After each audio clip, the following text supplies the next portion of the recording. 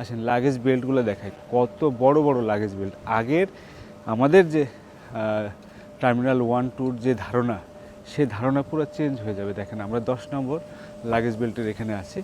10 নম্বর luggage বেল্টে দেখেন লাগেজগুলো আসতে শুরু করেছে। এটা কিন্তু এখন ওদের টেস্ট চলছে, আর আমরা এসেছি সেজন্য তারা কিন্তু একটু টেস্ট করে বিষয়গুলো দেখাচ্ছে যে এই যে লাগেজগুলো একটার পর একটা বেল্টে আসছে, এবং বেল্টটা দেখেন ওই প্রান্ত থেকে এই প্রান্ত অনেক বড়।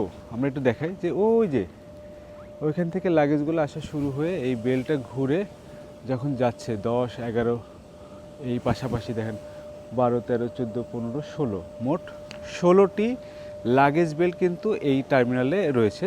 তার মধ্যে 12টি লাগেজ বেল্ট ব্যবহার হবে আন্তর্জাতিক আগমন এবং বহিরাগমনের জন্য, আন্তর্জাতিক ফ্লাইটের ক্ষেত্রে, আর 4টি ব্যবহার হবে ডোমেস্টিক ফ্লাইটের ক্ষেত্রে।